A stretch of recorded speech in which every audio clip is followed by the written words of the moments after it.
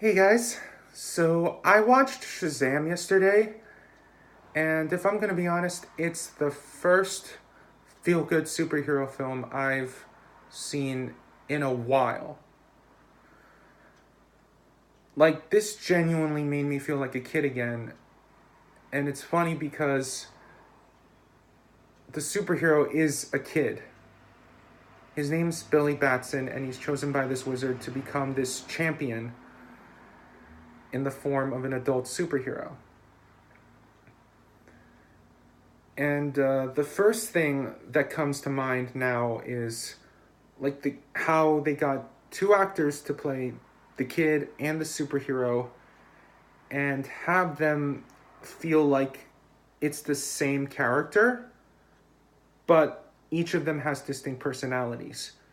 And obviously you got Shazam, who is this who looks like an adult but has a kid's mind, so the first thing he'll do is take advantage of these powers. And the performance is really good. Like Zachary Levi, I think he's the first real superhero in the DC extended universe, as they call it, to really nail the character. Like we've had previous DC characters in that movie universe that will only do really well if the script was working well with them. Here, the performance alone kind of sells it. I mean, yeah, the movie is great, like in terms of the story and the action, but alone, this feels like, this is a character piece for him, and like even if it wasn't a character piece, I think he would have stood out pretty well. But also, you got Billy Batson, who is just this regular kid, even though he's an orphan boy looking for his mother. So at times he'll be a smartass, but at times he'll be this introspective type of teenager. Like the first scene of him is he's hijacking a police car to look for his mother. So obviously he's going to pull a few wisecracks, but the moment he gets to where he thinks his mother is, he murmurs, he hesitates, he often trips on his own words when he's trying to figure out what to say to, someone who he hasn't seen in many years. That's what I love about this movie. It balances humor and heart, but neither of them are forced. And we get to that when we get to the Foster family. And the parents, first of all, they are, it's great that they got to the Foster situation, like as like neither good, like super good or like super like, I don't want to say bad, but it's like they're kind of strict and all that stuff. There's moments of both. Like again, there's moments of both, but the parents were foster kids as well. They did run away from their homes just like Billy did. So you can tell that when, like at some point, they do lecture Billy for running away, but they're trying to make sense of they're trying to make sense of the fact that because they were in his shoes before, and that's great. Also, the siblings as well, they are they each have their own individual personalities, and I think that's what's great about them is that they they're supportive of Billy even when sometimes he doesn't he feels he feels left out. And and that's and that's the best moment because at some point they're more important than you think they are in this movie. I'm not going to give too much away. So but one of them, Freddy, is the sidekick role. And he's played by the actor who also played Eddie Kasprak in It. And I think I think that's the I think they got the best actor to to be this like foil to both Billy and Shazam, because the banter between them, like no matter like what form Billy's in, they still feel like two best friends who want to show off. And Freddy is obviously he is he is a fan of like superheroes, so obviously he's gonna be the one to put Billy through all these trials and the training montages and like moments of big danger where where where like, and by the way, the training montages are to the tune of Don't Stop Me Now, which is really fun and just like adds to like a lot of that humor, because Shazam is like an unstoppable hero. And through this we get like a lot of great like character development. But again, these two are kids, so obviously they're gonna like not they're not like really goody. I mean, there's like selfish bits to them. Like on one hand, you got Freddy, who wants to like not only like get like Shazam to like be like to be awesome, but also tape it and like they use social media to like boost Shazam and like show that he's awesome. But at some point he wants Billy to come in Shazam form, and like so he can like boast to the people in his school that like he's the one guy in school who knows a adult superhero. Meanwhile, you got Shazam, who wants to take advantage of these powers, but also like wants to go out on his own and do it himself. Like at some point, like he is doing this lightning trick in the middle of Philadelphia, like to the tune of Eye of the Tiger. And it's awesome. It's like it's funny, but it's also in character. And it's great. Like the best interactions come from these two. And like at times they bicker, and sometimes they sometimes are like huge friends, and like sometimes they're willing to like go through like a lot of risks just to get like something cool. Like you've seen the scene in the trailers with like the convenience store where like they try to test out if he's bulletproof. For like I think this wasn't in a trailer, but like Shazam is like goes like, what? Like it's Freddy's idea, so he gets like the burglars to shoot him, and then Shazam's like, what? Bam! It's like, and which, speaking of which, they do use his adult form to try and get beer, and like as soon as they get beer after stopping the burglars, like the beer tastes bad, so they just go back in and get snacks. And yeah, as a guy who tasted beer, yeah, that's the first feeling you get when you drink it. And like it's funny because like they still got this naive feeling, even though they it's a superhero and someone who knows superheroes. Obviously the character development is really great in this, and at some point one of the foster siblings, their youngest sister, she figures out that Billy is Shazam.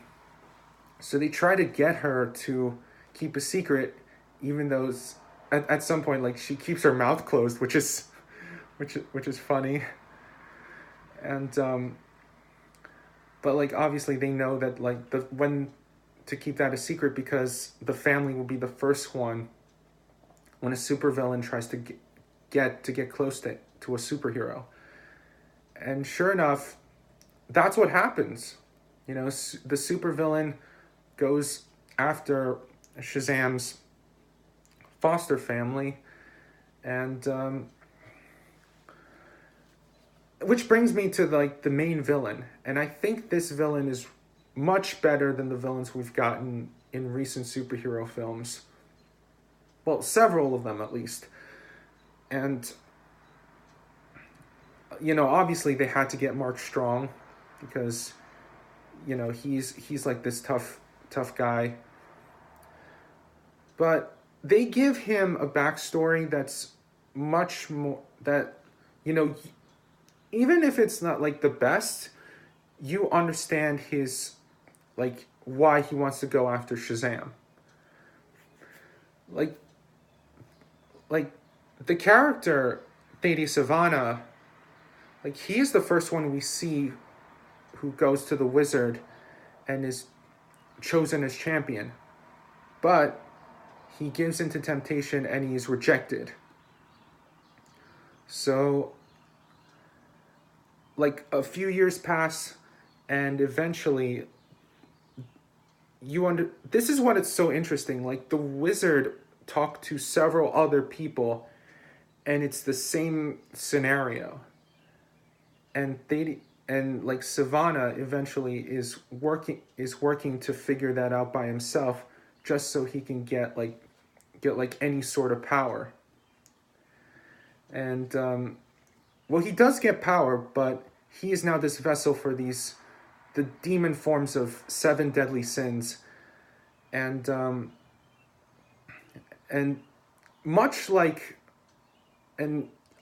Shazam, he uses that to his advantage. But like he's an adult now and he's gotten through so much. So now he takes these 7 demon sins to wreak havoc on people that wronged him in the past. And eventually when Shazam comes in, you know, he has a reason to be angry because this kid got the powers that he should have had. And it's interesting because when Billy Batson does get his powers from the wizard, you know, the wizard is at this point like at wit's end. He needs to get he doesn't take him through that temptation test. He just gives him the powers out of desperation because the 7 demon sins are already unleashed. And Billy has to be the one to stop him. Like even if he's not like the most, you know, pure of heart, even though like the wizard says he is. But I think that makes for a good driving force in the character of Billy Batson and Shazam, because, you know, like at some point he now has to use his powers to save the world from these seven demons and the vessel that is controlling him. And like at first, you know, he gets his ass beat. Like Shazam at some point has to just go like you've seen the trailers. Like Shazam just goes through and throws like a Batman doll at Savannah. It's because like he doesn't like, I mean, he knows how to punch, but like with a guy like who can punch like just as hard as him, like at some point like Shazam needs to think of other ways to do this. And eventually he just like decides to give up. He just decides to run. I mean, you know, if you're a like, think about this. If you're just like this regular human and like you had superpowers, like you'd be gung-ho at like the first beat, like when like you see this supervillain. But you won't be sure what to do in your first battle with like this with like the supervillain who like probably has like just the same powers as you, but even worse. So what are you going to do? And I think that's what that's what Shazam ends up having to learn, and he learns that through through his, you know, through like eventually saving his foster family, but also the foster family saving him. And like that, that's, and I think that's what I like about like most of this is that, the action is not centered just around Shazam and Savannah. It's around these seven demon sins and like his other friends as well. They play a much more active role in in like helping him save, I guess, the world, basically. And the way they do it is like it's well crafted. It's like the action sequences, like they feel like a comic book. And obviously it's CGI, but it's something that you can see out of a panel without it being like an eyesore. And I checked the director's catalog, and he's done a lot of, you know, like lower budget horror movies as well, and which gives it like a good edge, despite it being like more kid centric. It gives you a feeling of, of like old school movies like The Goonies, and even recent like stuff like Stranger Things and like the recent It movie. Even though it's not as gory, it can get there. I mean, that's what like the PG-13 rating I feel like was designed for. To give like kids more reason to like, go see like these grotesque elements. And I mean, as much as they still look like digital renderings, it's not like they aren't at some point, menacing, because sometimes they can be. And just like the way they can phase out and phase back into physical form, it does like scare these characters pretty much. Like, even if it doesn't scare you, it does scare the characters. And I think that's what's more exciting about it, is that like this villain is unpredictable, and the only way to stop him is to just eventually to like come up with this like new way of combating him that isn't just like punching and kicking. And don't get me wrong, there's still a lot of that. But it's much different, and there is a good surprise that leads to that, but I'm not going to spoil it. All I'm going to say is that that this is much about like not about being a superhero as it is, being a member of a family. And I think that's why this movie will probably be... It'll stand the test of time more so than any of the other superhero movies. Like, even some of the Marvel Cinematic Universe films. I do think that, I have... my DC movie universe experience has been kind of like more mixed than anyone else, but I do think Shazam had that timeless factor that is able to still be this modern superhero movie, but take this through like a classic superhero lens, which honestly I think is what most kids is their first experience to seeing like all these like superhuman feats. And all I can recommend this to is everybody.